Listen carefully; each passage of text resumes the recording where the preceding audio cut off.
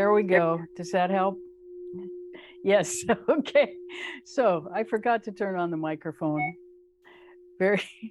So I'm going to say what I said earlier, which is that last week when I came out, when I finally walked out to sit down, I realized I didn't have the energy to actually do the program.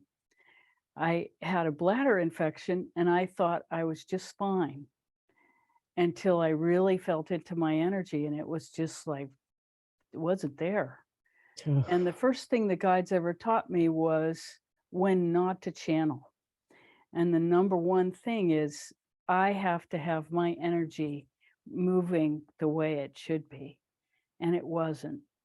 So I canceled because I won't do it if I'm not able to really serve. So that was what happened last week.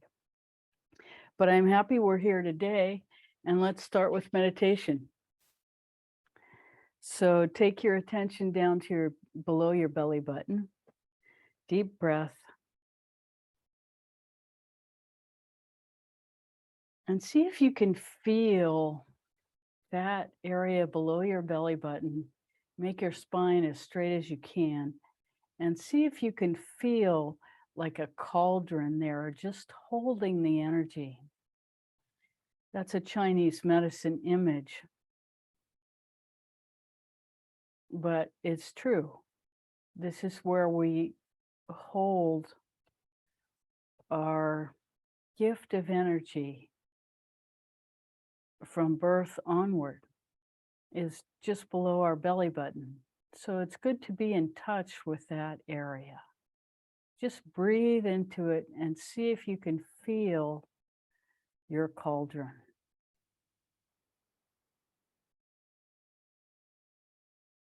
It's just like a big pot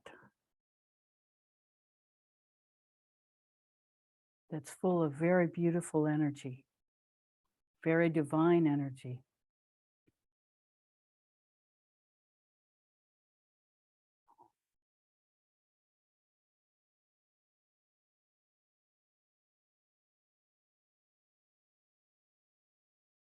And as you breathe, just inside yourself in this area, say Om and feel it reverberating in that pot.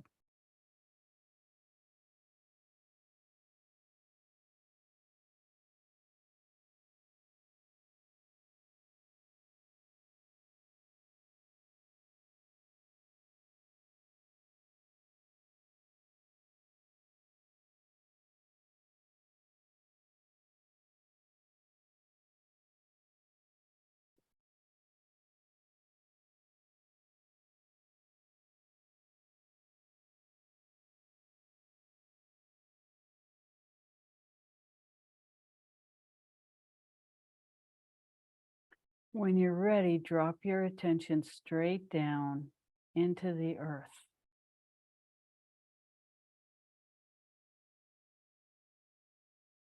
Aim for the center, but wherever you end up is fine.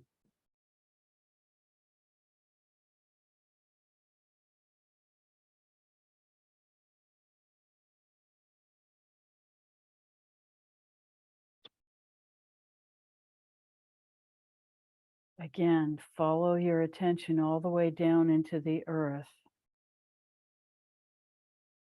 and hold it there. And in that location, Om, and let it reverberate.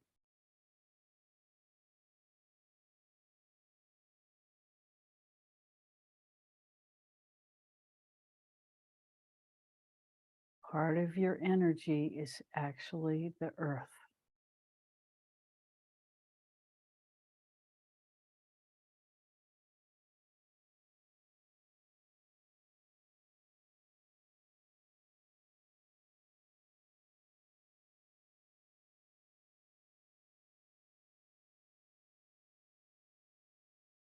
We're made of the elements that exist on this planet.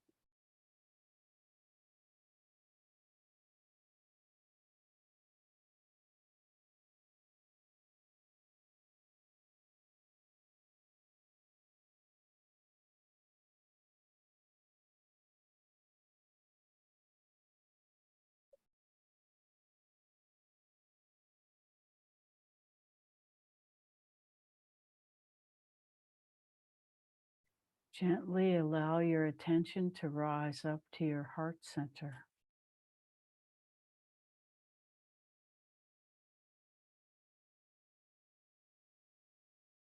And as you say the Om inside into your heart center and feel it radiating, see if you can feel some gratitude.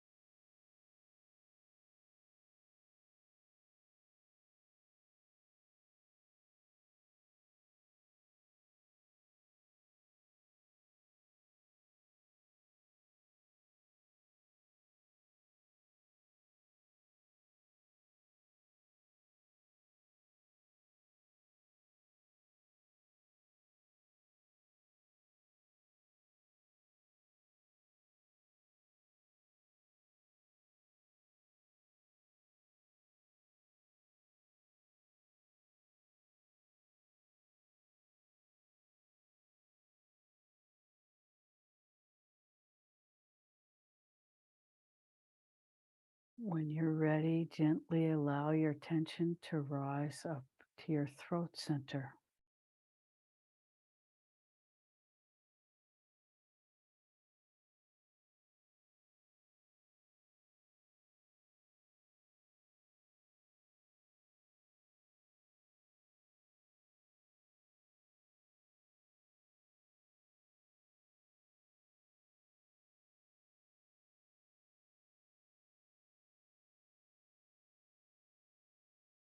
Very often, this center is blocked in women because we've been encouraged to not speak our truth.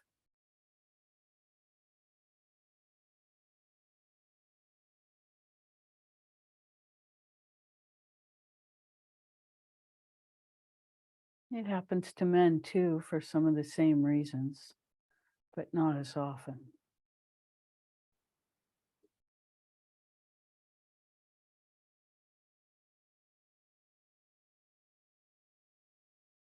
Feel that center softening and opening.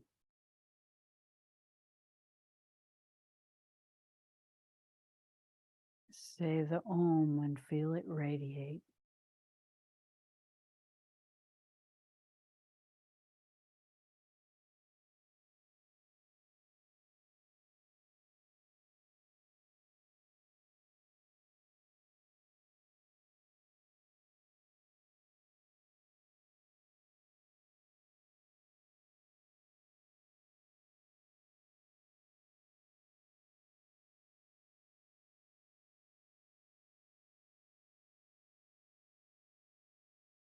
Gently allow your attention to rise up into your third eye.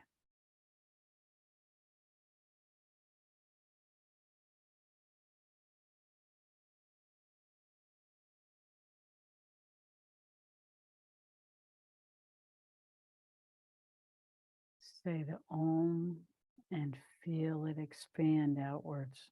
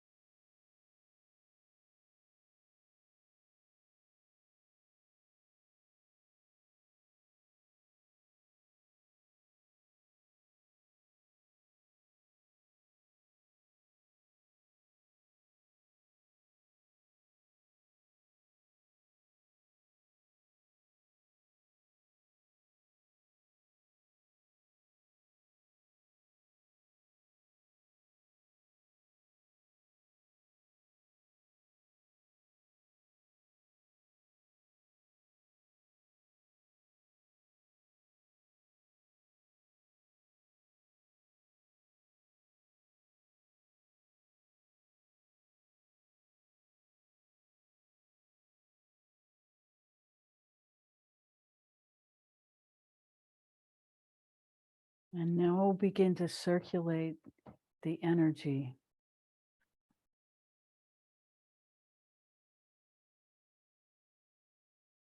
with the 3-part Om. Ah, ooh,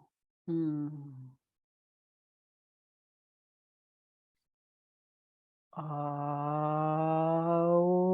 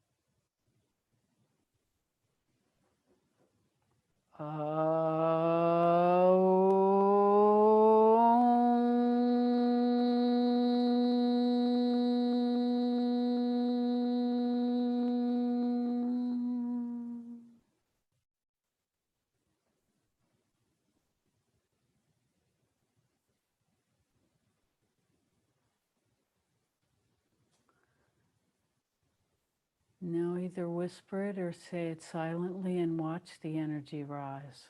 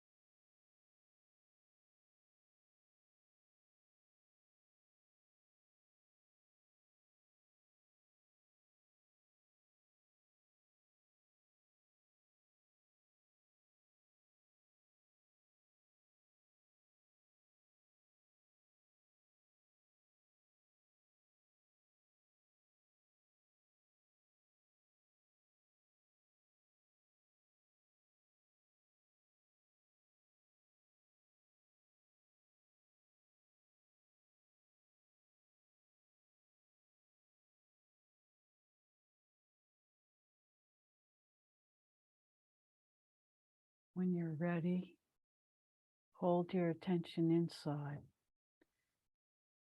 as you gently open your eyes and take in the world.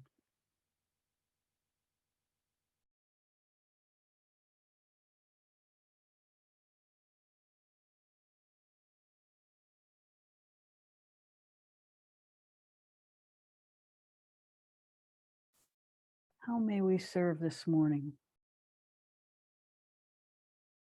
We're so happy to be here with you.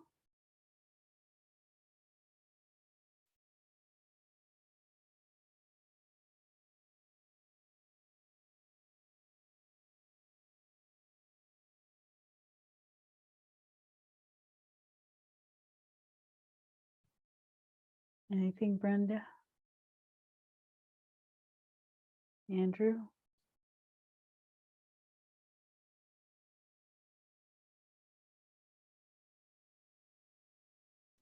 About eclipse energy and Oh. what to do about this time. So we're in between two eclipses. Yesterday was the end of the first eclipse period, and now we're entering the second eclipse period, and that eclipse actually happens on the 8th of November on election day. And as we may have spoken before, the day of an eclipse is a day to be quiet. It's considered not a positive day in terms of the sky. And it's not that negative events particularly happen on that day, but they happen the next time another planet crosses that area of the sky. And so we haven't looked ahead to see when that happens, because the energy itself is so intense that just dealing with every day has been challenging. And it's been challenging for every single person on the planet. People in Asia and Europe, especially Western Europe, experienced this eclipse last week. And when the eclipse happens over the site where you are, then it's particularly intense, and that tends to be the location where something very intense happens in the coming weeks. For example, the last time there was an eclipse, I don't know if it was the last time there was an eclipse that involved the area of New York City, but just after the eclipse that hit New York City in 2001 was 9/11. And so it's that kind of thing that can happen, or big storms or earthquakes or volcanoes.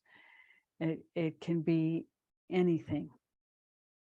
And so we hold the highest energy that we can in ourselves, not just for ourselves, but to raise the level of the available energy for everyone that our life touches, because we understand that people tend to go crazy when there are these eclipse events. And so they affect us in our mental and emotional, sometimes physical, but mostly mental and emotional arena when they don't touch us. And so that's what we'll say. So it's always best around the date of the eclipse to keep the 3 days before, the day of, and the 3 days after quiet. You don't do anything that requires a major decision, because your mind may not be working very clearly.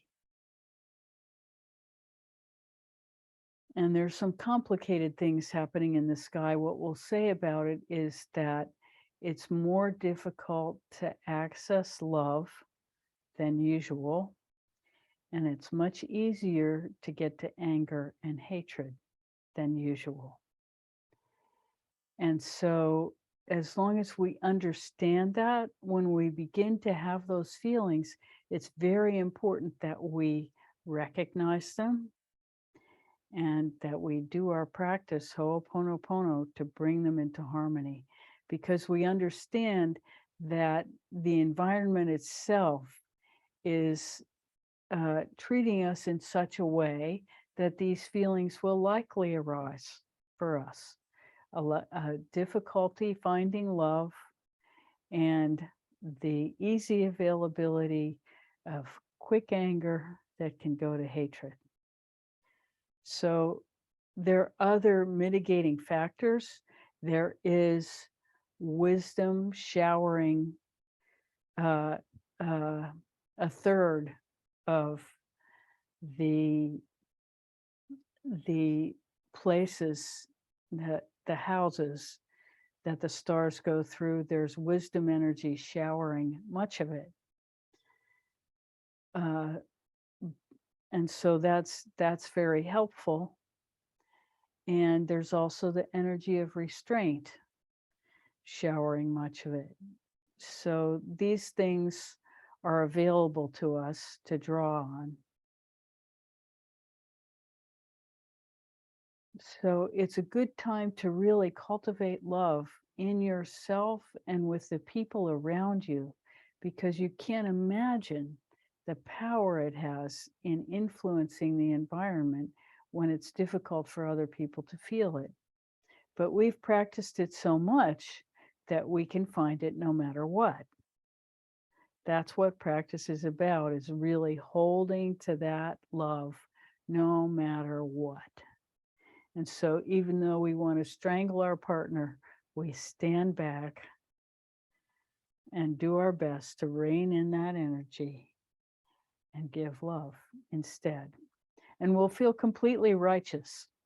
This is how it works. We'll have righteous anger, but understand that's the contrast arising to show you where your work is. And that's what these periods are about. They're not about harming us. They're about getting our attention so that we understand what it is within us that still needs to be resolved. So these are periods of contrast to give us access to deeper information about our own negativity, and where we can spend the next year focusing on resolving that so that there's more and more love in our lives.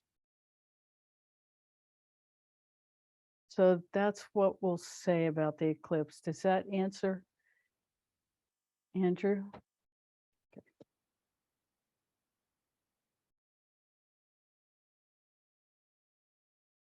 So this is, we'll say a little bit more about astrology. What we're learning is that the planets are, understanding how they work gives us an additional tool to be present to ourselves and our inner nature, so that we can use the contrast to grow our love. What we're growing is our love for ourselves, first of all, not in an ego arrogant way, but in a way that allows us to love others. If we can't, it's the parts of ourselves that we can't love that cause us to do harm to others. And, most of the harm in our lives is psychological or emotional, that we do to ourselves and other people. But this constantly changing environment gives us awareness about what it is that we have yet to address in ourselves. And learning that there's more is just that there's more negativity to be brought into harmony is part of the work. And we have yet to meet anybody perfect. And the reason we're sitting here talking is because we have come from such imperfection that we've had to do this just to survive. Just to, have any sense of equanimity. And that's true for most of us, that the difficulties we have had to face are so intense that they've forced us to look inside for something real, something that makes sense. And lo and behold, it's love itself. And most of us didn't even get to experience that in our early years. So we spent many, many years of our lives not even knowing what love is.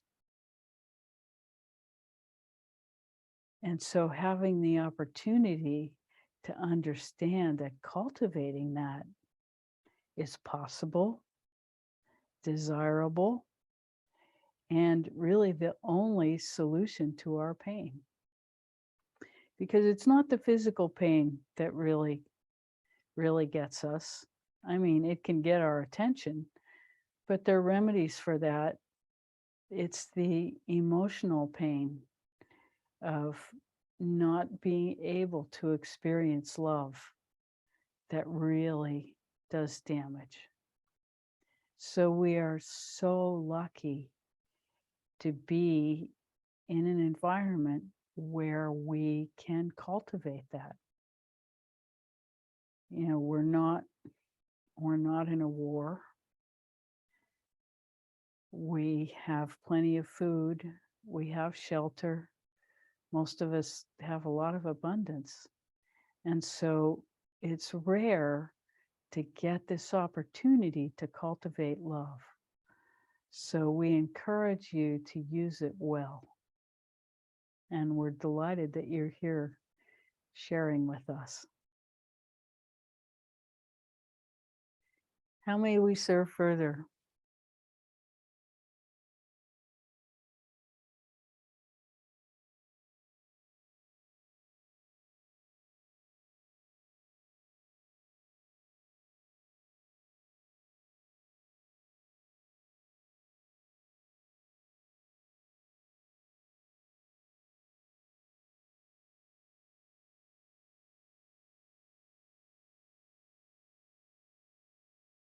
Yes.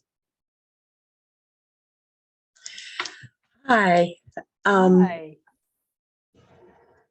Last week, Wes was in the hospital and I was trying to work the computer. And this is a very quirky computer anyway. We sometimes get you and we sometimes don't. And I was really disappointed to not be able to get you last week, and to hear that you weren't really up for it either is kind of a relief. He was in the hospital and I felt the need to connect because there is some fear that I'm facing about losing him. Death has been in the air around me for weeks now. We're preparing for next weekend's memorial service for my mom, our mom. Carol's here too. And anyway, also I consult the I Ching, and the last hexagram that I got was the cauldron. So that was appropriate today too. Anyway, the main thing is getting in touch with the fact that I am held in love in the universe, and that not to fear not being able to do things that are necessary if, in fact, Wes goes. but I also have to prepare for that eventuality. My sister has been on her own handling things for a long time, but I haven't. I definitely am partnered. And so being without him feels like it would be without half of my abilities. And it's kind of scary to even think of that. I'm not preparing for him to go right away because he's back to a semblance of well-being, but it's in the air, and it's something that I don't want to put off and then be shocked by things. And so I'm wondering the best approach to preparing for death. My mom was great because for years, she was preparing us for her death. But that's not the case with us. I don't feel prepared. Anyway, so that's what I have to say about that. So we'll talk a little bit about loss and what happens. There's always a shock, and there's always a complete reorganization that happens. But what you can do, and Wes can even help you do this, is use your imagination to create a vision of the life you would like to lead by yourself. And none of us are immune from this discussion. Wes could easily outlive you. Any of us could walk out and get hit by a car, and anything could happen any day. So this is just a resonance that's been brought forward for you to examine. And this may be the work that the eclipse is showing you that for you to do over the next year. And it's what we want to have is some kind of equanimity. Rebecca recently went through this.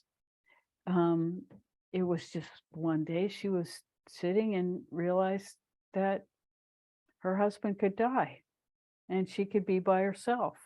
And what would that be?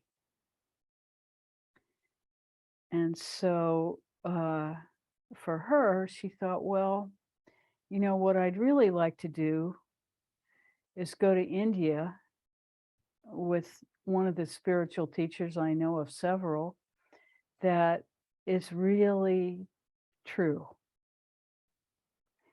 And just, take my retirement and go there and meditate several times every day until I'm done. And, that felt like, wow, what an opportunity just to cultivate that energy for the rest of my life and whatever that leads to. So that was my solution in that moment. Who knows whether that will change over time, but it gave me a lot of peace to see where my own energy wants to go and what that looks like.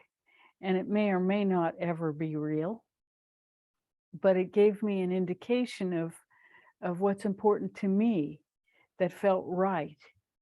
And so we're not saying that this is what everybody should do. Not at all. Not at all. Visualize what true happiness by yourself would look like. What joy in your life, even though it would be completely different. And the other thing we'll say is that now is the time to cultivate that self-love, because we all know that we can't love another without it. that our love for others becomes bigger as the things that keep us from love in ourselves get resolved, like the hardship of a childhood, or the challenge of loss. As these things get accepted and integrate into ourselves, and they're not holding us back from love, then we have more to give.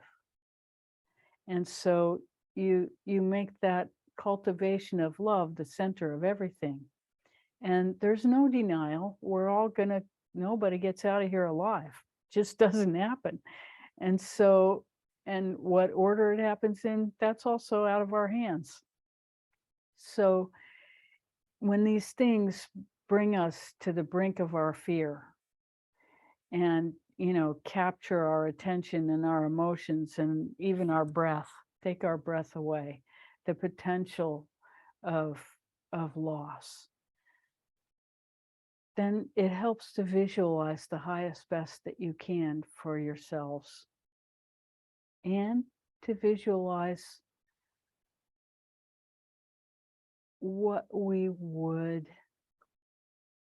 wish to cultivate as we meet our own death in ourselves. Because that's a certainty. The timing of all of it, out of our control. But that we will die is for sure.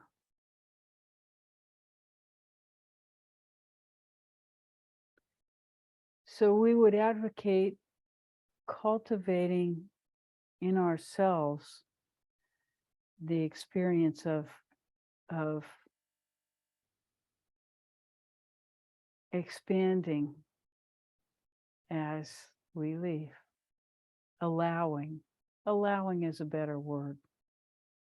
Allowing, ice to water, water to steam. This is the way it works. The cauldron, steam, gone.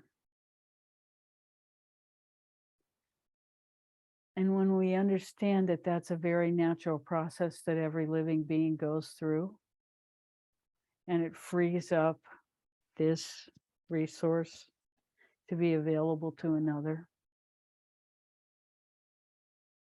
then we can at least attempt to participate in what's completely unknown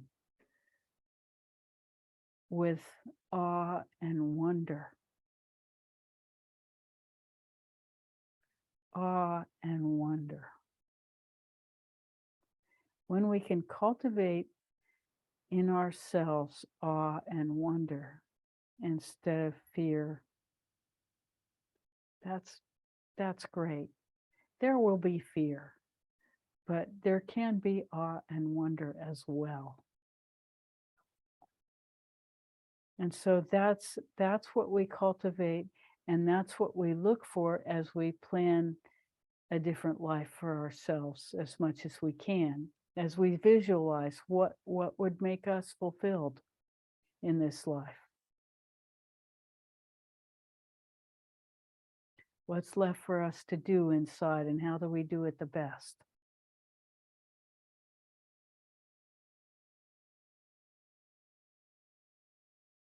And, if service becomes part of that, great.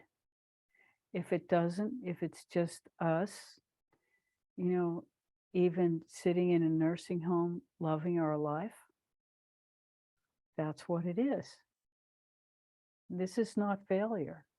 This is just life happening. And we don't get to choose. All kinds of things happen to people. But if we can make a commitment to the love inside ourselves and to greeting life with awe and wonder and gratitude that we're still here, this is a life well lived, no matter what the context.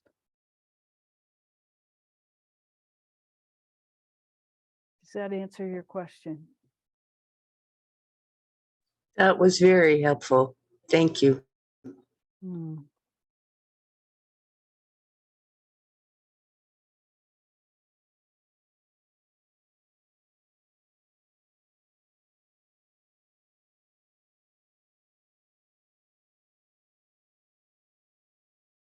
We wish you both very well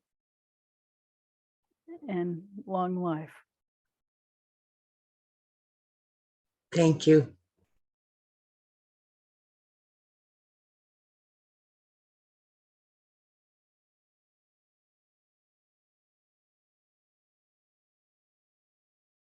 Anything? Well, we have a report. We have a new member of our family. We have adopted a little puppy.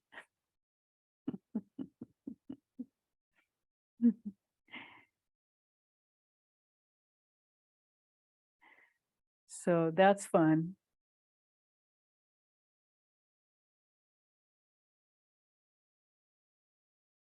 And he's a love bug. His name is Ollie.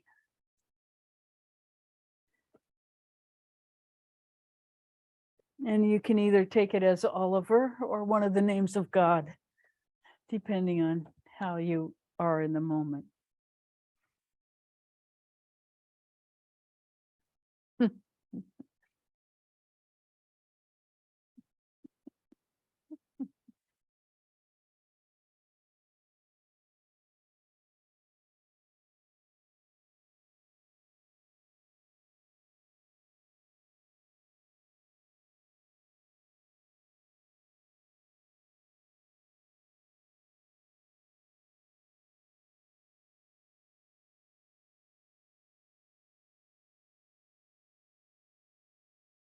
We welcome your questions.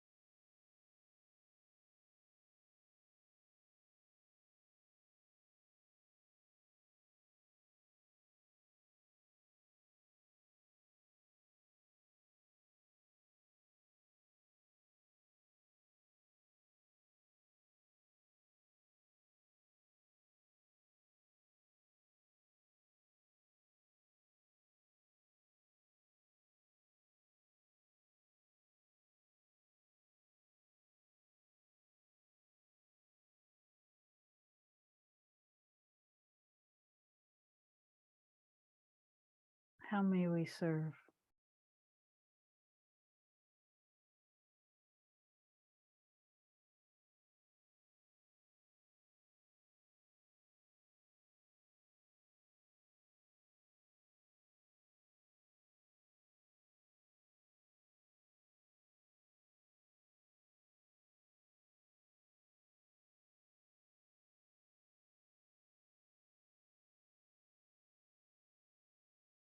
Anything, Brenda?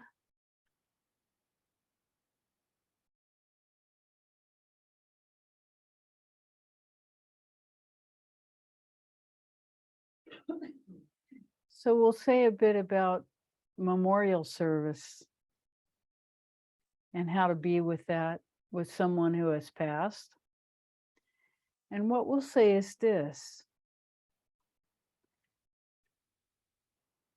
visualize that person rising up to the highest that is available to them in whatever location, whatever has been presented to them next.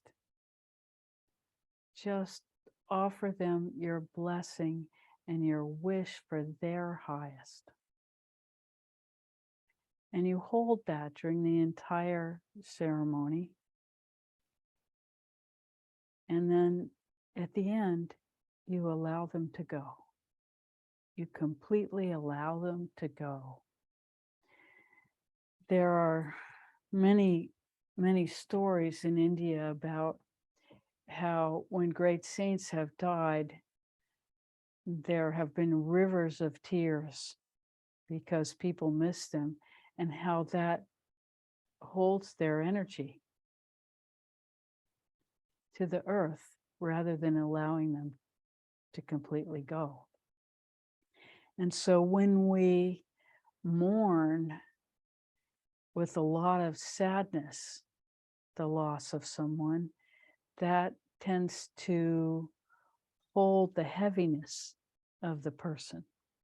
When we celebrate their exit to something higher and finer, as we lift ourselves higher and finer, something different happens. Everybody becomes higher and finer, and you begin to feel the connection of the love that doesn't die between people. Because whatever love has been experienced between people does not die. And so as we connect to that with awe and wonder and expand into that feeling of the love that we have for that person, and we allow them to go to their next thing with great joy, because we understand that serves us in connecting us to our love that will be eternal, already is eternal, always has been, cannot be created or destroyed. Living from that love, we are able to participate in the flow of wherever each of us is called with joy, as we take responsibility for where we're called with joy.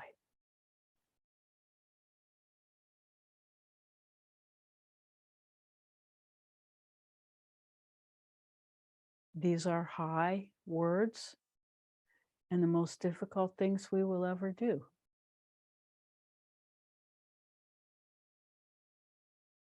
But when we have the understanding, it gives us the power to make the effort to allow, participate, and cultivate more and more love within ourselves. That's the only place we can have any impact, is within ourselves. And then that can impact all kinds of ways, but we must do our own work. That's the only way.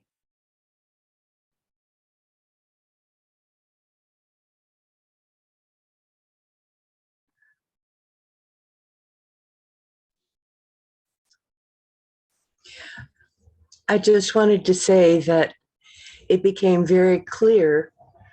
We've already had a small celebration gathering of the family at our house where there was a bonfire, and definitely feeling the love. It wasn't sad. We all wrote things on pieces of paper and sacrificed them to the fire. And the upcoming event is a celebration, and it's going to be with people that I don't even know, a lot of them, but they loved Mom for the last 10 years of her life, and they will be there. So it's kind of a party. So it's just what you're saying, a lot of love and release. And even in my personal, well, when I'm meditating or going to the Inasa temple with Mom, it was not sad. It was gratitude, and there was poignancy in the memories, but not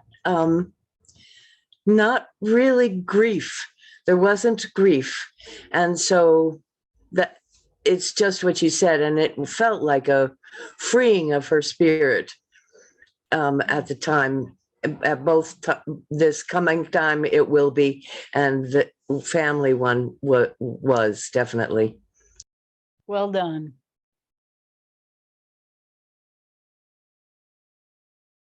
Mm.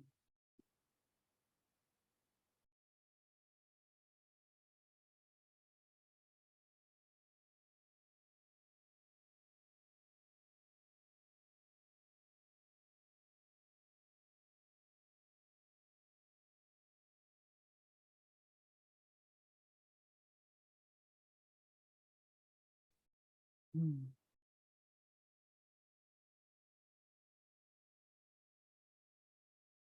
Yes, it's fantastic. It's fantastic to have that understanding. And also, she was 103, Two, only 102, 102 and a half. right? So, well done. Very long life.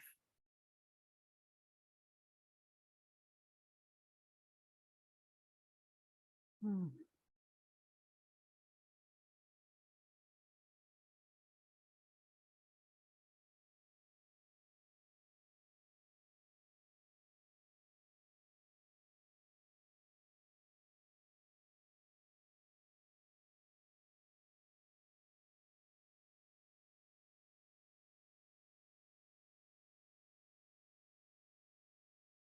So we'll say this about our new puppy. He has learned to meditate very quickly. And whenever there's energetic work happening around him, he tends to go to sleep, which means he's participating in his own way.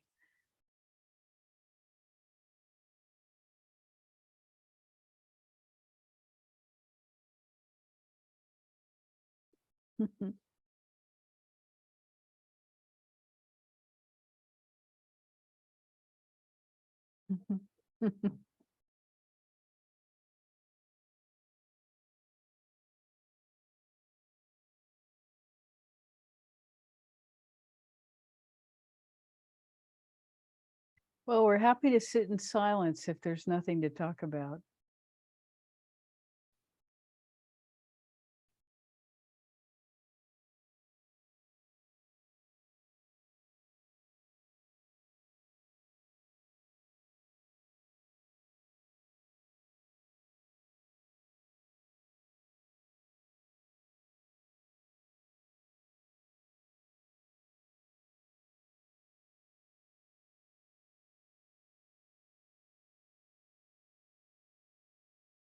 So what we would say about getting through this eclipse period in ourselves is just to be a little bit careful, a lot quiet. It's the best time of the year for meditation. There's an eclipse season this time of year every year. And it's a good time to really do deep inner work and let the world do its thing.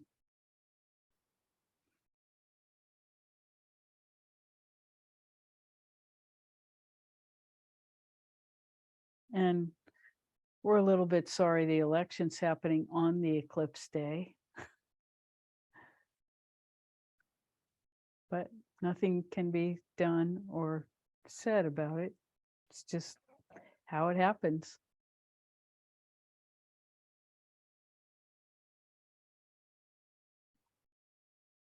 And as we've said many times before, just because you don't know the astrology doesn't mean it doesn't impact you.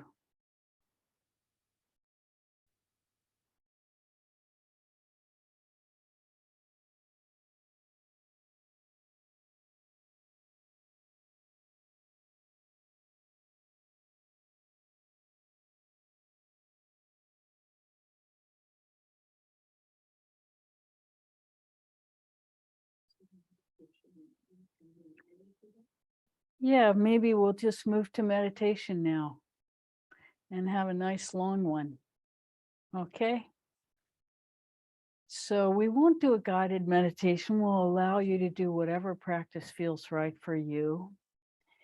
And we're going to do closed eye today. It just feels like that kind of day.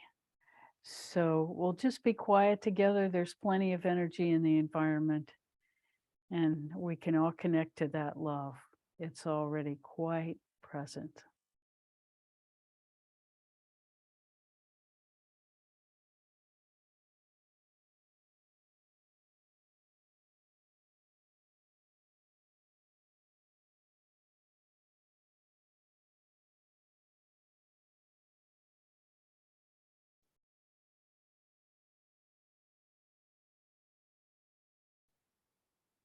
So we're being told to sing a mantra that we haven't taught you yet, but it's quite nice.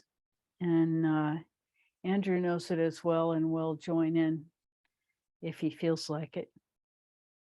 It's a little bit long, but it's quite beautiful and feels to fit the moment. Om Triambakam Yijamahe Sugandim Pushtivartanam Orvarukamiva Bandhana Mrityur Mukshi Vamamritata Om Triambakam Yijamahe Sugandim Pushtivartanam Orvarukamiva Bandhana Mrityur Mukshi Vamamritata Om Triambakam Yijamahe Sugandim Pushtivartanam Orvarukamiva Bandhana Mrityur Mukshi Vamamritata Om Triambakam Yijamahe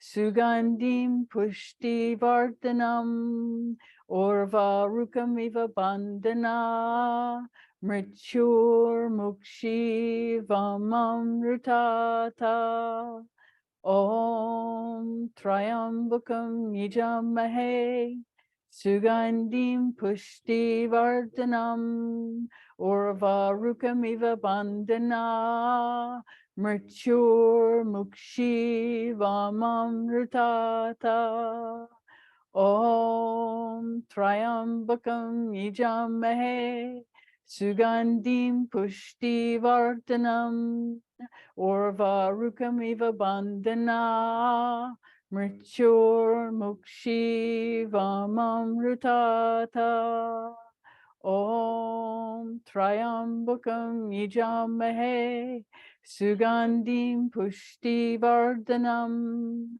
Orvarukamiva Bandhana Mrityur Mukshi Vamamritata Om Triambakam Yijamahe Sugandim Pushtivartanam Orvarukamiva Bandhana Mrityur Mukshi Vamamritata Om Triambakam Yijamahe Sugandim Pushtivartanam Orvarukamiva Bandhana Mrityur Mukshi Vamamritata Om Triambakam Yijamahe Sugandim Pushtivartanam Orvarukamiva Bandhana Mrityur Mukshi Vamamritata Om Triambakam Yijamahe Sugandim Pushtivartanam Orvarukamiva Bandhana Mrityur Mukshi Vamamritata Om Triambakam Yijamahe Sugandim Pushtivartanam Orvarukamiva Bandhana Mrityur Mukshi Vamamritata Om Triambakam Yijamahe Sugandim Pushtivartanam Orvarukamiva Bandhana Mrityur Mukshi Vamamritata Om Triambakam Yajamahe Sugandim Pushti Vardhanam Orvarukamiva Bandhana Mrityur Mukshivamamrutata. Om Triambakam Yajamahe Sugandim Pushti Vardhanam Orvarukamiva Bandhana Mrityur Mukshivamamrutata. Om Triambakam Yajamahe Sugandim Pushti Vardhanam Orvarukamiva Bandhana Mrityur Mukshivamamrutata. Om Triambakam Yajamahe Sugandim Pushti Vardhanam Orvarukamiva Bandhana Mrityur Mukshivamamrutata. Om Triambakam Yajamahe Sugandim Pushti Vardhanam Orvarukamiva Bandhana Mrityur Mukshivamamrutata. Om Triambakam Yajamahe Sugandim Pushti Vardhanam Orvarukamiva Bandhana Mrityur Mukshivamamrutata. Om Shanti Shanti Shanti.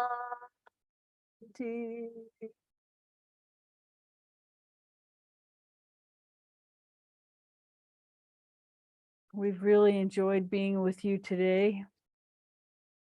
Next week we have to be out of town, so there will not be a program. But in 2 weeks we will be here again. Looking forward to seeing you. And so much love. We completely enjoy our time with you. And if you're interested in this mantra, we'll write it down for next time and talk about it a little bit. But we'll tell you it's about enlightenment. And you can tell it makes you feel good to say it. So it's a delight, and we're happy to share it. So much love to you all. Have a great 2 weeks. And we'll see you then. Bye for now.